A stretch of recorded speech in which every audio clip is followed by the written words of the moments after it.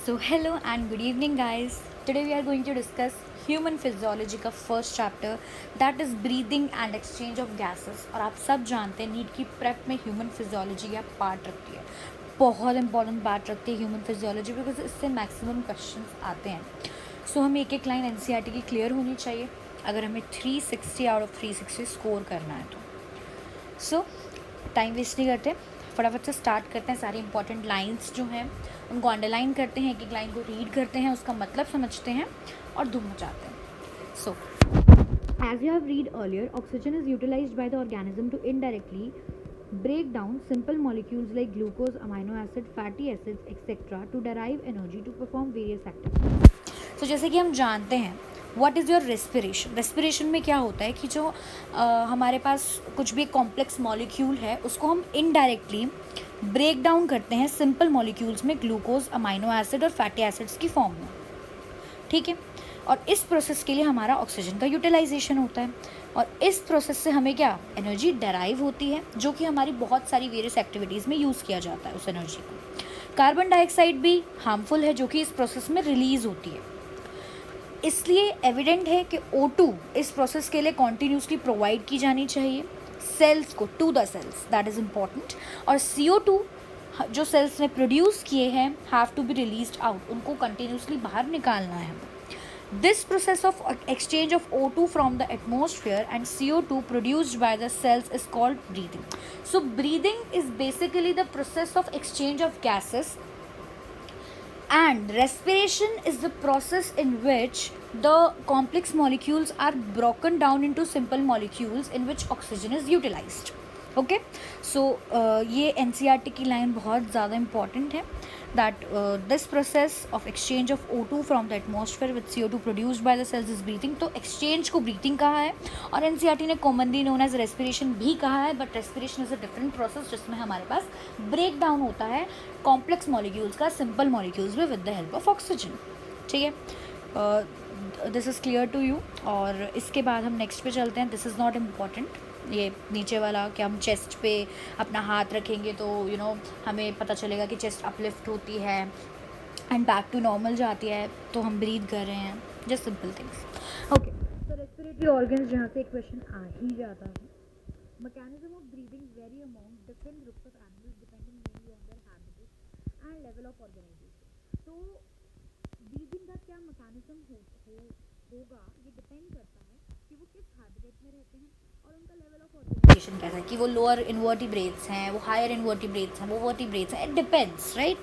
Okay, सो जो हमारे पास lower invertebrates हैं जैसे कि स्पॉन्जेस हैं, सीलेंट्रेट हैं, प्लेटफॉर्म्स, प्लेटिहेलमिंथस जो हैं, वो एक्सचेंज करते हैं डिफ्यूजन के थ्रू, सिंपल डिफ्यूजन अपनी बॉडी के थ्रू ही वो सिंपल डिफ्यूजन करते हैं और O2 और CO2 को एक्सचेंज कर लेते हैं, पहली चीज़।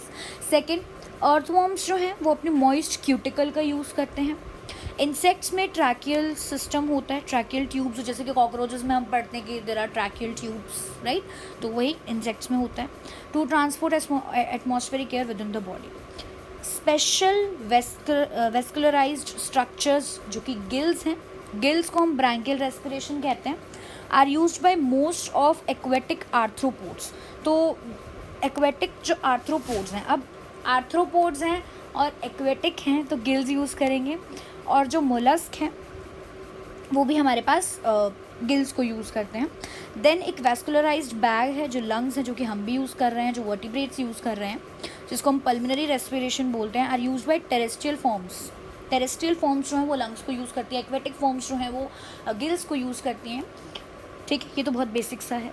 और जो टेरेस्ट्रियल फॉर्म्स हैं वो लंग्स को यूज़ कर रही हैं, जैसे कि अमंग वर्टिब्रेट्स फिशेस जो हैं वो गिल्स को यूज़ कर रही हैं, जितने भी एम्फीबियंस हैं, रेप्टाइल्स हैं, बर्ड्स हैं, मैमल्स हैं, वो लंग्स के थ्रू रिस्पायर कर रहे हैं।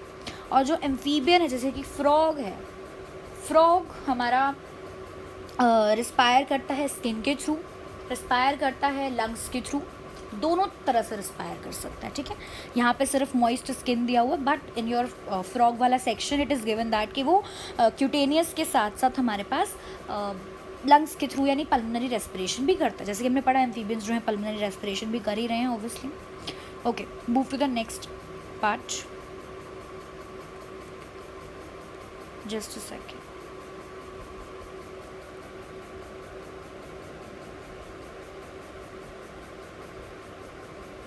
Okay, human respiratory system. Human respiratory system ये बहुत इसमें अपर लिप्स के अबव है, बिलो है, किस थोरैसिक वर्टिब्रे पे डिवाइड होता है। बहुत इंपॉर्टेंट लाइन्स हैं एक्चुअली, तो बहुत इंपॉर्टेंट है, स्टेटमेंट बेस्ड क्वेश्चंस बहुत आ सकते हैं। We have a pair of external nostrils opening out above the upper lips. तो हमारे अपर लिप्स हैं, उसके ऊपर हमारे पास क्या एक्सटर्नल नॉस्ट्रल्स हैं which are in pair. It leads to nasal chamber through nasal passage. तो basically there are nostrils, ठीक है। उसके बाद हमारे पास nasal passage आता है, then there is nasal chamber, ये पता होना चाहिए हमें। सो ये लाइन ये कह रही है कि हम नेजल चैम्बर में जाते हैं थ्रू नेजल पैसेज, यानी पहले नेजल पैसेज आता है देन नेजल चैम्बर आता है। नेजल चैम्बर जो है वो फेरिंग्स में ओपन होगा। ये portion which is common passage for food and air multiple times repeat हुआ है PYQ में। Pharynx open through larynx region, pharynx open through larynx region into the trachea. तो पहले फेरिंग्स आता है, फिर लैरिंग्स आता है, फिर ट्रैकिया आता है। मतलब फेरिंग्स जो है वो लैरिंग्स रीजन के थ्रू ट्रैकिया में ओपन होता है। लैरिंग्स क्या है? कार्टिलेजिनस बॉक्स है, ये भी इंपॉर्टेंट, जो कि हमारा साउंड प्रोडक्शन में हेल्प करता है, इसलिए इसको साउंड बॉक्स भी बोलते हैं। स्वेलोइंग के टाइम जो ग्लोटिस है can be covered by a thin elastic cartilaginous flap called epiglottis. तो basically glottis is a covering of trachea which is covered by epiglottis to prevent the entry of food into the larynx.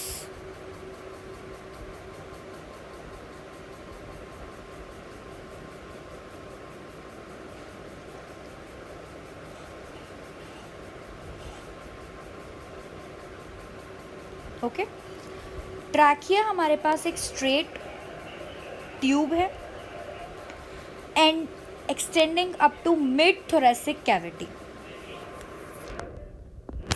ठीक है।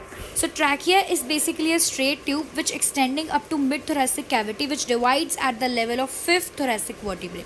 सो there is a fifth thoracic vertebrae जहाँ पे यहाँ पे first division हमें देखने को मिलेगा which is at mid thoracic cavity into right and left primary bronchi. सबसे पहले जो डिवीजन होगी दैट आर प्राइमरी ब्रोंकाई, फिर डिवीजन होगी सेकेंडरी, देन डिवीजन होगी tertiary. Each bronchi undergo repeated divisions to form secondary and tertiary bronchi and bronchioles and ending up into a very thin terminal bronchioles. The trachea, जो हमारे पास trachea है, जो primary है और जो secondary है और जो टर्शरी है एंड इनिशियल ब्रोंक्यूल्स हैं, उनमें हमारे पास क्या होगा? इनकम्प्लीट कार्टिलेजिनस रिंग्स प्रेजेंट होंगी। सो दैट जैसे अगर फॉर एग्जाम्पल अगर मेरा कोई गला दबाता है तो मैं सडनली क्यों नहीं मरती? Takes time. Why? Because there is incomplete cartilaginous ring present around my trachea जो उसको कोलैप्स होने से रोकता है, ठीक है। सो ट्रैकिया में प्राइमरी, सेकेंडरी, टर्शरी ब्रोंकाई में और इनिशियल ब्रोंक्यूल्स में ये इनकम्प्लीट कार्टिलेजिनस रिंग्स होती हैं। ईच टर्मिनल ब्रोंक्यूल, जो टर्मिनल ब्रोंक्यूल है वो give rise to a number of very thin, important, irregular walled, important, vascularised back structures alveoli को थिन है और इरेगुलर है, इनको टर्मिनल ब्रोंक्यूल्स जो हैं इनसे एल्वियोलाई जो टर्मिनल ब्रोंक्यूल से अराइज हुई। Branching network of bronchi, bronchioles and alveoli comprise the lungs. तो ये एक लंग है भैया, इसके अंदर ब्रोंकाई आती हैं, ब्रोंक्यूल्स आती हैं और एल्वियोलाई, तीन चीज़ें ही आती हैं, ठीक है। हमारे पास दो लंग्स हैं जो कि कवर्ड हैं by a double layered pleura. तो ये हमारे पास of course this is our lungs, ये दो लेयर से कवर्ड है, वहीं दिख रही है दो लेयर, ये प्लूरल मेम्ब्रेन डबल लेयर से कवर है और इनके बीच में ये प्लूरल फ्लूइड भरा हुआ है, ठीक है, जिसके यूजेस हैं, पूछते भी हैं। सो डबल लेयर्ड प्लूरा है, प्लूरल फ्लूइड बिटवीन देम। जो ये जो प्लूरल फ्लूइड है ये शॉक एब्सॉर्बेंस है, मतलब सडन कुछ जर्क हुआ तो उसको एब्जॉर्ब कर रहा है, मतलब झटका नहीं आने देता, ठीक है। It reduces friction on the lung surface, ठीक है।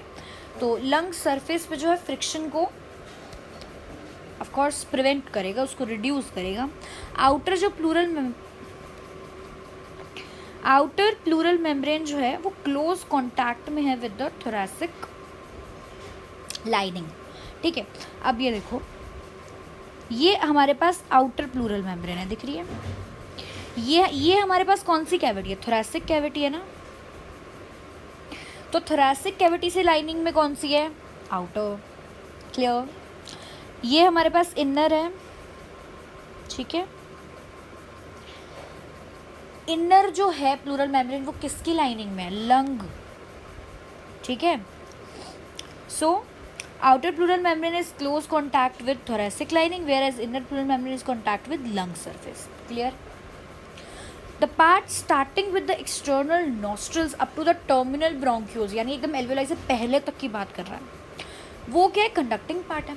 एल्वियोलाई में एक्सचेंज हो रहा है, एल्वियोलाई से ब्लड वेसल्स के बीच में एक्सचेंज हो रहा है। तो टर्मिनल ब्रोंक्यूल्स तक एयर को कंडक्ट करने का पार्ट टर्मिनल ब्रोंक्यूल्स तक है, बल्कि एल्वियोलाई और उसके डक्ट्स ये रेस्पिरेटरी और एक्सचेंज पार्ट बनाते हैं रेस्पिरेटरी सिस्टम का। कंडक्टिंग पार्ट ट्रांसपोर्ट करता है एटमॉस्फेरिक एयर को एल्वियोलाई तक, क्लियर करता है फॉरेन पार्टिकल्स को। हम जानते हैं कि जैसे हम सांस ले रहे हैं तो उसमें डस्ट भी हैं, बहुत सारे फॉरेन पार्टिकल्स भी हैं, तो वो ट्रैप हो जाते हैं, ठीक है, हमारे नॉस्ट्रल्स में। ह्यूमिडिफाई करता है हमारे अब बाहर जो है, अगर सर्दी होगी तो ठंडी हवा होगी, गर्मी होगी तो लू चलती है तो गर्म हवा भी होगी, बट उस पर्टिकुलर एयर को हमारे बॉडी टेम्परेचर तक मेंटेन कर देता है ये कंडक्टिंग पार्ट, है ना। And also brings the air to body temperature, ठीक है जी। एक्सचेंज पार्ट एक्चुअल डिफ्यूजन की साइट है जहाँ पे O2 और CO2 ब्लड और एटमॉस्फेरिक एयर के बीच में एक्सचेंज हुआ। लंग्स सिचुएटेड कहाँ है? थोरैसिक चैम्बर में। अभी थोरैसिक चैम्बर ना बहुत सारी चीज़ों का बना है, ठीक है। इसको हम एनाटॉमिकली एयर टाइट चैम्बर कहते हैं। जैसे कि हम बोलते हैं ना कि हमने कोई चीज़ रख दी, वो सील ना जाए इसलिए हमने उसको एक एयर टाइट चैम्बर में रख दिया, एयर टाइट पर्टिकुलर बॉक्स में रख दिया, जिससे कि उसमें कोई हवा ना जाए, तो वो सील ना जाए, मम्मी बोलती है ना। तो that is what true air कि जो हमारे लंग्स में है वो भी एक एयर टाइट चैम्बर में है प्रॉपर। तो थोरैसिक चैम्बर जो है वो डॉर्सली मतलब पीछे, ठीक है। स्टर्नम हमारे वेंट्रल है, वर्टिब्रल कॉलम हमारे डॉर्सल है, तो dorsal by vertebral column, ventrally by sternum आगे की तरफ, लेटरली बाय रिब्स, और लोअर साइड हमारा जो डोम शेप डायफ्राम है वो लोअर साइड पे होता है। तो ये इन सब ने घेर रखा है इस चैम्बर को basically. Anatomically setup of lungs in thoracic is such that any change in the volume of thoracic cavity will be reflected in lung pulmonary cavity. Such an arrangement is essential for breathing as we cannot directly alter the pulmonary volume. अब ये line बहुत ज़्यादा important है और समझ भी नहीं आती generally.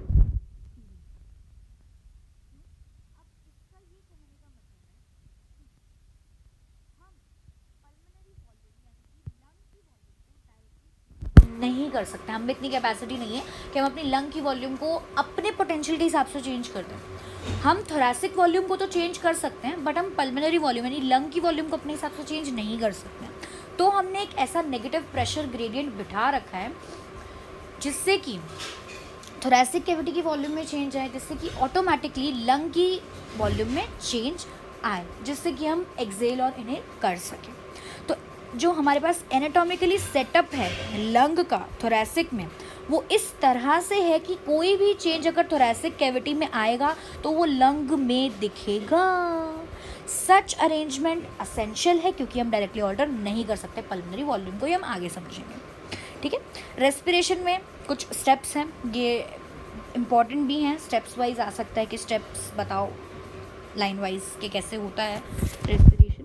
Breathing or pulmonary ventilation by atmospheric air is drawn in and CO2 rich alveolar air is released out.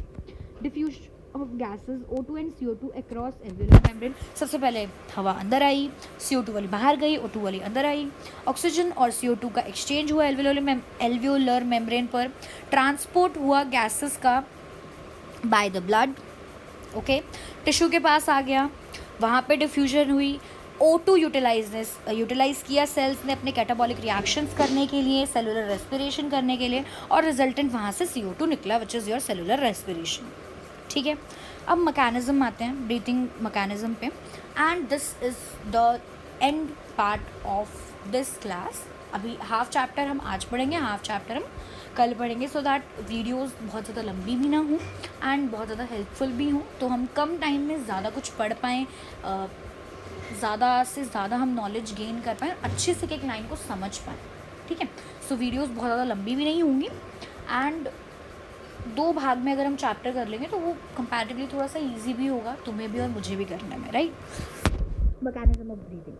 Breathing involves 2 stages: inspiration, during which atmospheric air is drawn in; expiration, by which the alveolar air is released out. Okay. The movement of air into and out of the lungs is carried out by creating a pressure gradient between the lungs and the atmosphere. तो lungs और atmosphere के बीच में pressure gradient हमें जो है बनाना पड़ता है, and that is your negative pressure gradient, because हमेशा जो air है ना वो हमेशा high pressure to low pressure ही मूव करती है। तो अगर हमें इनहेल करना है तो बाहर का प्रेशर ज़्यादा करना पड़ेगा और अंदर का प्रेशर कम करना पड़ेगा, और अगर हमें एक्सहेल करना है तो हमें अंदर का प्रेशर कम करना पड़ेगा और बाहर का प्रेशर ज़्यादा करना पड़ेगा, सो दैट हम एक्सहेल कर पाए। एक सेकेंड ओके। सो अगर हमें इनहेल करना है, आई थिंक मैं गलत बोल गई, अगर हमें इनहेल करना है तो हमें बाहर का प्रेशर यानी कि एटमॉस्फेरिक प्रेशर जो हमारे पास होगा वो ज़्यादा होगा, और इनसाइड का प्रेशर जो होगा वो हमारे पास क्या होगा, कम होगा, ठीक है। This is clear. अगर हमें एक्सहेल करना है तो हमारा जो इनसाइड प्रेशर है वो ज़्यादा होगा और एटमॉस्फेरिक प्रेशर क्या होगा, कम होगा, बिकॉज जो एयर है that will move from high pressure to low pressure. I think it's clear to you. So inspiration can occur if the pressure within lungs, that is intrapulmonary pressure, is less than the atmospheric pressure, ठीक है। that is there is a negative pressure in the lungs with respect to atmospheric pressure, that's why it is called negative pressure, because lungs में कम है, air जहाँ जा रही है वहाँ pressure कम है और एयर जहाँ से आ रही है वहाँ प्रेशर ज़्यादा है, तो नेगेटिव प्रेशर हो गया ना, ज़्यादा से कम। Similarly, expiration takes place when the intrapulmonary pressure यानी कि अंदर का प्रेशर ज़्यादा होगा एटमॉस्फेरिक प्रेशर से। क्लियर। डायफ्राम और एक specialised set of muscles that are external and internal intercostal muscles, जो कि रिब्स के बीच में होते हैं, ये हेल्प करते हैं उन ग्रेडियंट्स को बनाने में। Okay. Inspiration is initiated by contraction of diaphragm का कॉन्ट्रैक्शन होगा जो कि इंक्रीज करेगा वॉल्यूम को थोरैसिक चैम्बर में एंटीरियो पोस्टीरियर एक्सिस में। Okay. The contraction of external intercostal muscles lift of the ribs and next page and sternum, causing an increase in the volume of thoracic chamber in the dorsoventral axis. अब देखो समझो, जैसे ही हमने हवा को inhale किया, हमारे मतलब जैसे ही डायफ्राम ने, जब हमें पता है कि हमें अब सांस लेनी है भाई, तो हम क्या करेंगे, हमारी बॉडी क्या क्या चीज़ें करेगी, डायफ्राम जो है कॉन्ट्रैक्ट करेगा, क्या करेगा, कॉन्ट्रैक्ट करेगा, ठीक है। और ये हमारी एंटीरियो पोस्टीरियर एक्सिस होती है, क्या होती है, एंटीरियो पोस्टीरियर एक्सिस होती है। तो डायफ्राम जो कॉन्ट्रैक्ट कर रहा है वो एंटीरियो पोस्टीरियर एक्सिस में थोरैसिक चैम्बर की वॉल्यूम को बढ़ा रहा है, ठीक है। क्लियर। अब हमारे पास जो है एक्सटर्नल इंटरकोस्टल मसल्स हैं जो कि हमारे रिब्स के बीच में प्रेजेंट हैं, ये हमारी स्टर्नम को रेज कर रही है, क्या कर रही है, रेज कर रही है। और किस एक्सिस में, दिस इज़ योर डोर्सोवेंट्रल एक्सिस। तो डोर्सोवेंट्रल एक्सिस में एक्सटर्नल इंटरकोस्टल मसल्स ने वॉल्यूम बढ़ाई, एंटीरियो पोस्टीरियर एक्सिस ने, डायफ्राम ने अपनी वॉल्यूम, थोरैसिक वॉल्यूम बढ़ाई। और मैंने कहा था कि जो थोरैसिक वॉल्यूम होती है वो डायरेक्टली इम्पैक्ट करती है आपकी पल्मोनरी वॉल्यूम को। अगर आपकी थोरैसिक वॉल्यूम बढ़ी, कॉन्ट्रैक्शन हुआ, पल्मोनरी वॉल्यूम बढ़ी, volume is inversely proportional to pressure, जितना मैं जानती हूँ कि ये तो हम केमिस्ट्री में पढ़ते हैं यार, ठीक है, ये बेसिक है। तो अगर वो हमारी वॉल्यूम बढ़ेगी तो हमारा प्रेशर क्या होगा, घटेगा। और हमें तो इनहेल करने के लिए यही चाहिए था कि बाहर ज़्यादा और अंदर कम हो, और ऑफ कोर्स वो हम सेटिस्फाई भी कर रहे हैं। तो जैसे ही प्रेशर अंदर कम हुआ, अब बस हवा अंदर आ गई, समझ लो तुमने सांस ले लिया, ठीक है। Okay. So sternum causes an increase in the volume of thoracic chamber in the dorsoventral axis, ये बता दिया है मैंने। Overall increase in the thoracic volume causes a similar increase in pulmonary volume, ठीक है। And increase in the pulmonary volume decreases the intra pulmonary pressure, okay, to less than the atmospheric pressure which forces the air from outside to move into the lungs, that is inspiration। मतलब तुमने सांस अब ले ली, अब सांस छोड़नी भी है, तो अब रिलैक्सेशन भी करनी पड़ेगी, ठीक है। तो ये देखो, ये इस डायग्राम में डायफ्राम ने रिलैक्स किया और वो ऊपर आर्च हो गया। हम उसको डोम शेप्ड इसलिए तो बोलते हैं कि ये ऐसा आर्च होता है ऊपर की तरफ, आर्च अपवर्ड्स, राइट। और जब हम इंस्पिरेशन करते हैं तो ये फ्लैट हो जाता है, ठीक है। तो इसने ऊपर रेज किया, रिब्स और स्टर्नम वापस अपनी ओरिजिनल पोजीशन पे आई। तो एंटीरियर पोस्टीरियर एक्सिस में थोरेसिक वॉल्यूम को कम किया किसने? डायफ्राम ने। रिब्स ने डॉर्सोवेंट्रल एक्सिस में कम कर दिया वॉल्यूम को, तो थोरेसिक वॉल्यूम कम हुई, पल्मोनरी वॉल्यूम कम हुई, तो प्रेशर क्या होगा? बढ़ जाएगा। और भाई एक्सेल करने के लिए तो अंदर प्रेशर ज़्यादा और बाहर कम चाहिए, बिल्कुल ठीक है, नेगेटिव प्रेशर चल रहा है, बिल्कुल सही, बिल्कुल सही। अब हमने सांस छोड़ दी, समझो। तो relaxation of the diaphragm and the intercostal muscles return to the diaphragm and the sternum to their normal position, clear, and reduce the thoracic volume and thereby the pulmonary volume, ठीक है। This leads to an increase in the intra pulmonary pressure, मतलब lung के अंदर का pressure, to slightly above the atmospheric pressure, causing the expulsion of air to the lungs, that is expiration। क्या हमने ले ली अंदर सांस, क्या हमने छोड़ दी बाहर? हमने दोनों काम कर दिए भाई, बड़े इजी से। वी हैव द, अब एक और इम्पॉर्टेंट लाइन जो कि क्वेश्चन में जनरली पूछ लेते हैं कि हमारे पास एबिलिटी है कि हम अपनी इंस्पिरेशन और एक्सपिरेशन को मतलब चेंज कर सकते हैं, उनका ड्यूरेशन, है ना। तो So we have the ability to increase the strength of inspiration and expiration with the help of additional muscles in the abdomen। तो हमारी कुछ abdominal muscles भी involved होती हैं जो कि इंस्पिरेशन और एक्सपिरेशन कैपेसिटी को इंक्रीज और डिक्रीज करने में हमारी हेल्प करती हैं। ऑन एन एवरेज एक हेल्दी ह्यूमन जो ब्रीथ करता है वो 12 से 16 टाइम्स पर मिनट, यानी कि एक मिनट में हम 12 से 16 बार इंस्पिरेशन भी कर रहे हैं और 12 से 16 बार एक्सपिरेशन भी कर रहे हैं, right. Volume of air involve in breathing movements can be estimated by using a spirometer, ये क्वेश्चन है, which helps in clinical assessment of pulmonary functions। okay, so ये हमारा लास्ट टॉपिक था इस वीडियो का, and that is it. We are end with the our half chapter हमारा ख़त्म हो गया है एकदम। हमने NCERT की एक लाइन कवर कर ली, अच्छे से समझ ली, ये देख लिया कि हमने डायग्राम्स को भी इवन दो डिस्कस कर लिया। सो अगर हमने इतना सब समझ लिया तो I think there is no chance that we are going to wrong the, हम गलत नहीं करेंगे अब तो क्वेश्चंस, आई होप। और if you like my video और तुम्हें मेरा एक्सप्लेनेशन समझ में आया, then please comment, like, share, subscribe and बहुत सारा प्यार दो भाई, ताकि मैं ऐसी बहुत अच्छी अच्छी लाइन बाय लाइन तुम्हारे लिए और भी वीडियोज़ बनाऊँ। एंड